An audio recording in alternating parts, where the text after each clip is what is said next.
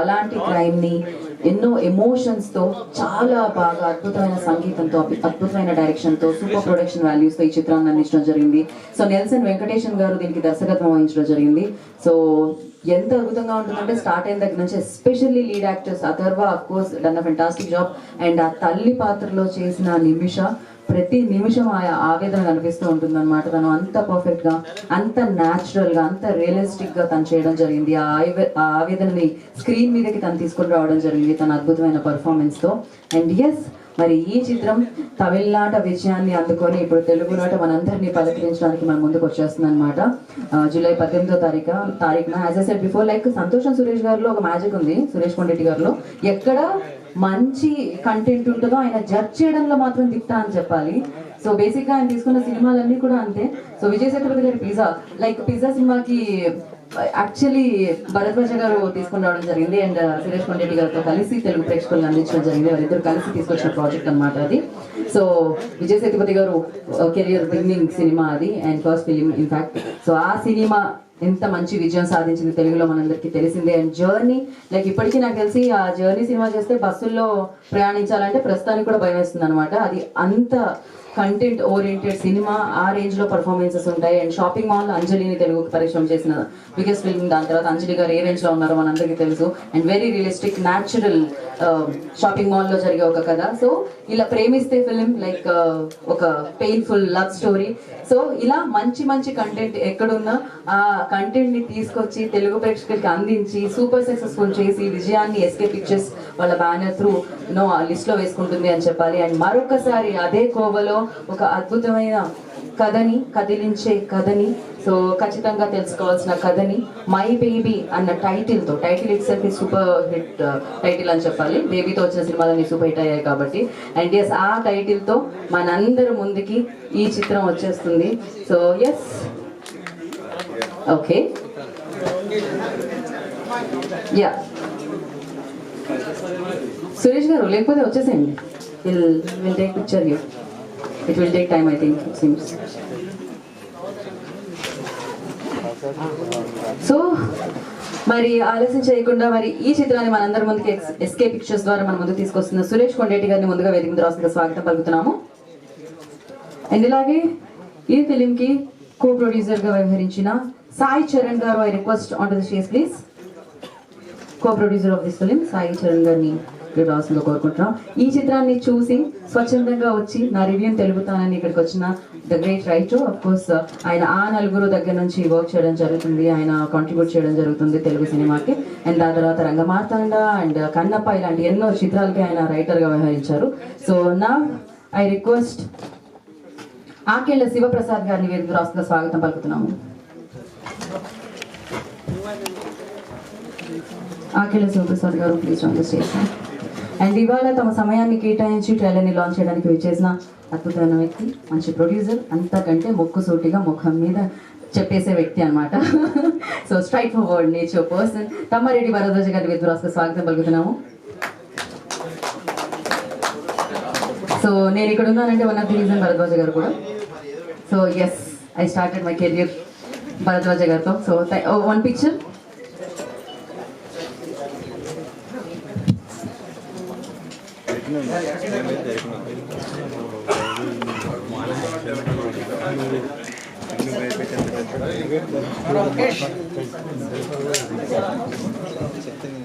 శరత్ ఒక్క నిమిషం శరత్, ఆ ఫ్లెక్సీ ఇంకొంచెం అటు జరపండి మా. ఓకే,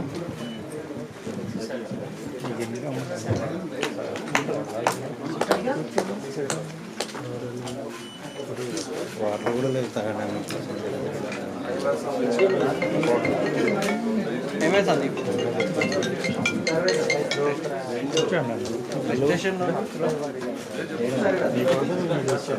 వెళ్ళిపోయిందా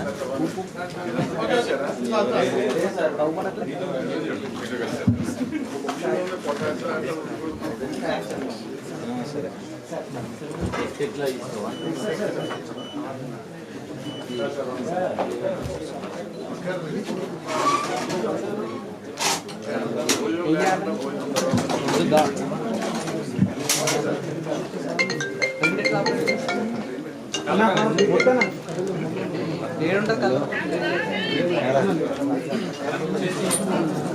ఏముంది దొరకలేదా ఈవినింగ్ చెప్తానండి.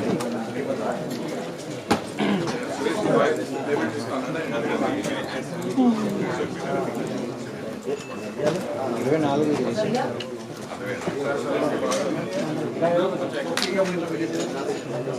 అయిపోయింది. అడ్రస్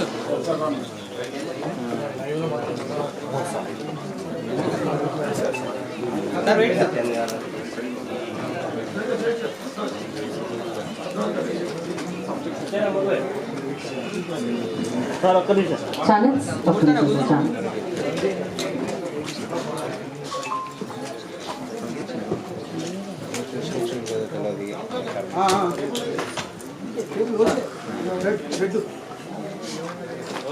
ఓకే ముందుగా కో ప్రొడ్యూసర్స్ యాక్చువల్ యా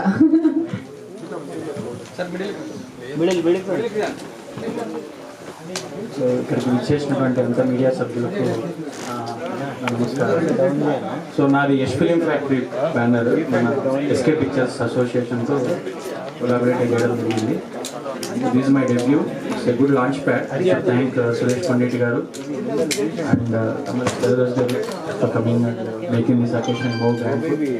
మంచి కంటెంట్స్తో ఇంకా ముందు ఇంకా మంచి పిక్చర్స్ని సురేష్ కొండరెడ్డి గారితో పర్సనల్గా నేను ఇంకా మంచిగా తీసుకొచ్చి ప్రేక్షకులను ఇంకా మంచిగా ఆదరిస్తానని, యష్ ఫిలిం ఫ్యాక్టరీ నుంచి ఇంకా బెటర్ ఫిలిమ్స్ వస్తాయని, ఎక్కడ డిసప్పాయింట్ చేయనని ఖచ్చితంగా I can promise to all the Telugu audience. And thanks for giving this opportunity. Oh, short and sweet. I like it. All the very best. So now ఆకేళ్ళ శివప్రసాద్ గారిని మాట్లాడాల్సింది కోరుకుంటున్నాము. ఆయన సినిమా చూశారు. నమస్కారం అండి. నిన్న సాయంత్రం సురేష్ గారు పిలిచారని సినిమా తెలియదు. చాలా బాగుందండి. యాక్చువల్గా మన పెద్దవాళ్ళు ఒక మాట చెప్తారండి, అదేంటంటే అమ్మ నిజం తండ్రి నమ్మకం. అంటే తల్లే అనమాట. అంటే తల్లే బిడ్డని ఇది నా బిడ్డ అని చెప్పేది తల్లే. తండ్రిని ఏంటో చెప్తారంటే తండ్రికి తల్లే చెప్తుంది వీడు మన బిడ్డ అండి. సో నిజం అనేది ఇప్పుడు నమ్మకాన్ని డామినేట్ చేస్తుందండి. ఈ సినిమాలో నిజం నమ్మకం రెండు కలిసి ఒక అద్భుతమైన కాంబినేషన్ వచ్చింది. నిజానికి చిత్రం చూస్తే నాకు భయం వేసిందండి. ఎందుకంటే యాక్చువల్గా అందులో ఒక అద్భుతమైన ఎమోషన్ ఉంది, దాంతోపాటు క్రైమ్ ఉంది. క్రైమ్ డామినేట్ చేస్తుందా ఎమోషన్ డామినేట్ చేస్తుంది అంటే త్రూఅవుట్ సినిమా ఎమోషన్ డామినేట్ చేస్తుంది. నాకు నిజంగా సెకండ్ హాఫ్లో విలన్ని చూస్తే భయం అనిపించలేదండి, కానీ తల్లి దగ్గరికి సీన్ వచ్చేటప్పుడు భయం వేస్తుంది. ఈవిడ ఎలా రియాక్ట్ అయిపోతుందిరా అని. మొత్తం త్రూఅవుట్ సినిమా అండి ఒక ఆల్మోస్ట్ అంటే బిగినింగ్లో ఒక 10 నిమిషాల నుంచి చివరి వరకు ఆల్మోస్ట్ 2.5 hours మూవీ. ఎక్కడ ఏ సెకండ్ కూడా ఒక సెకండ్ అంటే ఒకవేళ ఇంటర్వ్యూలో ఒక 2 నిమిషాలు లేట్ అయితే ఏమైపోతుంది అంత అద్భుతంగా ఉందండి. డెఫినెట్గా మై బేబీని అంటే మై బేబీ అందరి బేబీ అవ్వాలని నేను మనస్ఫూర్తిగా కోరుకుంటూ సురేష్ గారికి ఆల్ బెస్ట్ చెప్తున్నాను అండి. థ్యాంక్ యూ శివప్రసాద్ గారు. Thank you so much. And నా ఇవాళ మీరు మీ స్పీచెస్ అయిపోయిన తర్వాత మనం వాళ్ళ స్పందన తెలుసుకుందాము. ఖచ్చితంగా మనం ఒక ఫార్మాట్లో ఫాలో అంతేనా తర్వాతే అంటున్నారు ఆయన. ఓకే ఓకే సినిమా చూసిన విలేకరుల నుంచి ఫస్ట్ నేను రాధా గారిని పిలుస్తున్నాను. సో యా రాధా గారు నిన్న సినిమా చూడడం జరిగింది. ఎలా అనిపించింది రాధా గారు? Thank you. అందరికీ నమస్కారం. మై బేబీ అనే సినిమా లాస్ట్ మంత్ నేను తమిళనాడులో నా ఫ్రెండ్ ఒక పిఆర్ఓ ఉంటే అతను అడిగా, డిఎన్ఏ అనే ఒక సినిమా వచ్చిందన్న ఇరగదీసేసింది అని చెప్పాడు. ఆ సినిమా సురేష్ కొండరెడ్డి గారు తీసుకుంటున్నారని తెలిసి సురేష్కి ఫోన్ చేసి నేనే చెప్పాను, సూపర్ సినిమా, సూపర్ హిట్ అని చెప్పాను. నిన్న సినిమా చూస్తున్నప్పుడు అసలు ఆ సినిమాలో లేనిది ఏంటి అనేది అర్థం కాలేదు నాకు. ఒక చిన్న పాప, ఆ పాప ఎమోషను, 2 అతను ఒక తాగుబోతు, అబ్బో చాలా ఎలివేషన్స్ ఉన్నాయి. చాలా ఎగ్జైట్మెంట్తో చూసే సినిమా నేను. చిన్నపిల్లలు నిద్రలో నవ్వుతూ ఉంటారు. అప్పుడు మా అమ్మగారు అనేవారు, ఒరే మీ నాన్న తీసుకుపోతున్నానంటే ఏడుస్తుంది ఆ పాప, మీ అమ్మని తీసుకుపోతున్నానంటే నవ్వుతుంది అని చెప్పేవారు. అలా ఈ డిఎన్ఏలో పోలీసు, తండ్రి, తల్లి ఎవ్వరూ చేయలేని ఒక కాన్సెప్ట్ ఆ పాప చేసింది. మై బేబీ, నిజంగా it's my baby. Thank you so much. Thank you Radha గారు. Thank you so much. నా విలేకరుల నుంచి ప్రజావాణి గారిని వేదికలో స్వాగతం పలుకుతున్నాము. సో వారు కూడా నిన్న సినిమా చూడడం జరిగింది మై బేబీని.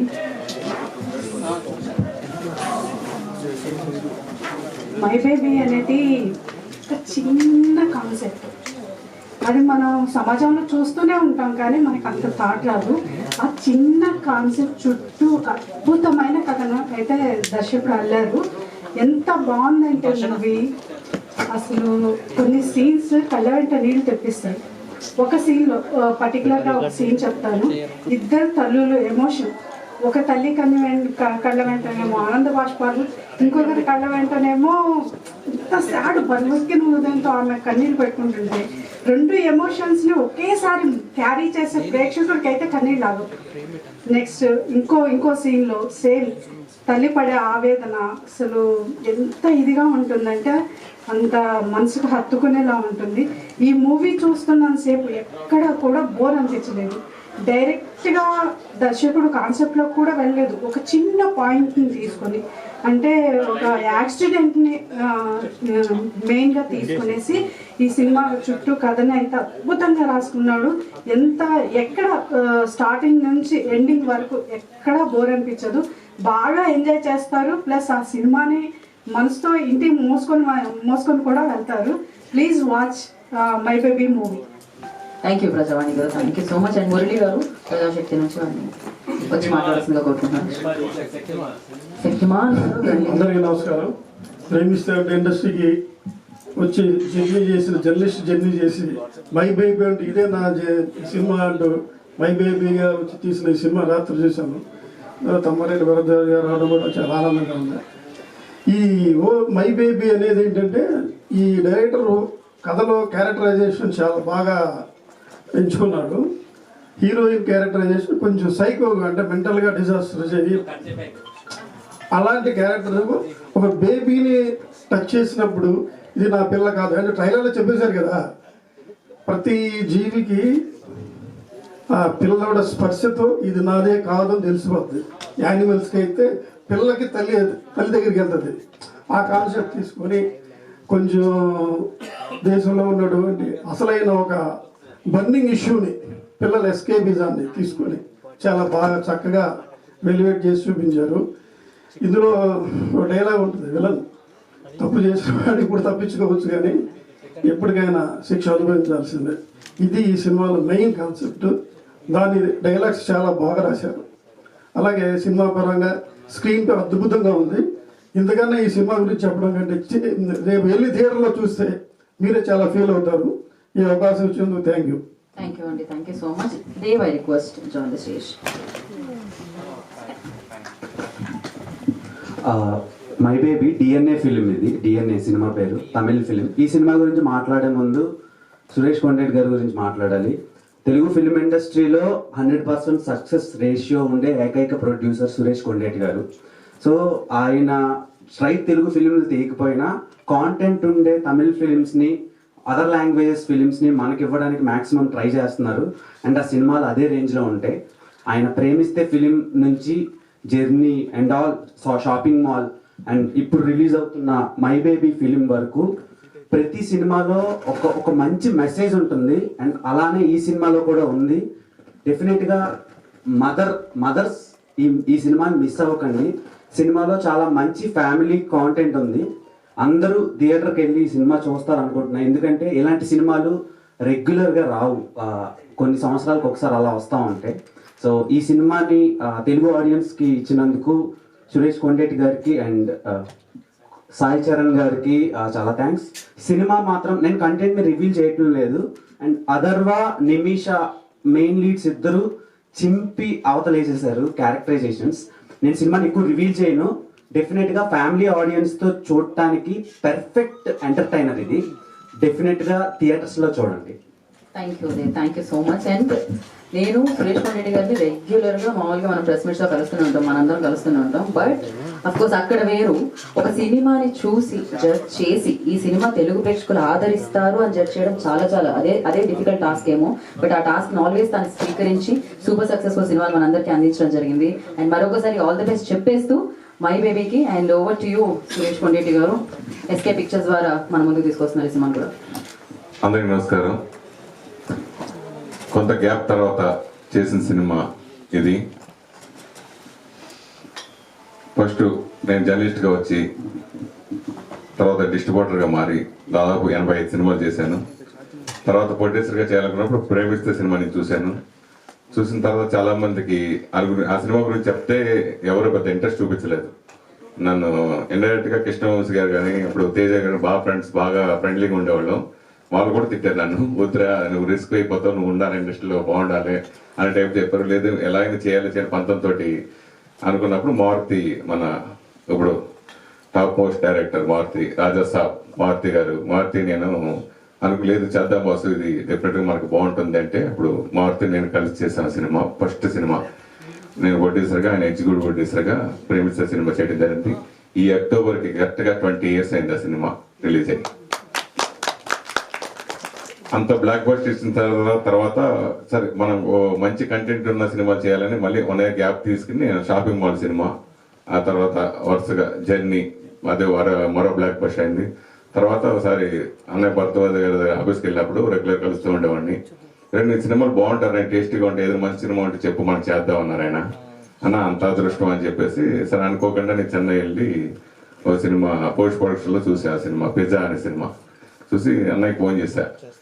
అన్నయ్య ఈ సినిమా చూశాను నేను, చాలా బాగుంది, మన తెలుగు బాగుంటుంది అని. సరే ఎంత పంపించామంటే చెప్పు అన్న. అంతే సరే చెప్పి ఇలా ఎంత బడ్జెట్లో అవుతుందంటే అంటే సింగిల్ పేమెంట్ కొట్టాడు ఆయన ఆ రోజు. నాకు షాకు. సరే ఆ రోజు తమిళ భరద్వాజ్ గారితో కలిసి ఆ సినిమా నేను చేయటం నిజంగా ఆ జన్మాంతం అన్నయ్యకు రుణపడి ఉంటాను. ఎందుకంటే దాసనారాయణ గారి తర్వాత మన దాసనారాయణ గారితో చెప్పుకోలేని పనులు కూడా చాలా వరకు ఇండస్ట్రీలో సమస్యలన్నీ తీర్చే కార్మికుడు మన తమ్మారెడ్డి భరద్వాజ్ అన్నయ్య. అంత అలా ఇండస్ట్రీలో ఏ ప్రాబ్లం చేయవచ్చు అన్ని చిటికలో సార్ట్అవుట్ చేసే మనిషి ఆయన, ఇండస్ట్రీ పెద్ద. సో ఆయనతో కలిసి నేను ఆ సినిమా చేయడం అదృష్టంగా వెళ్ళాను. సో అలాగే ఈ సినిమా కూడా నేను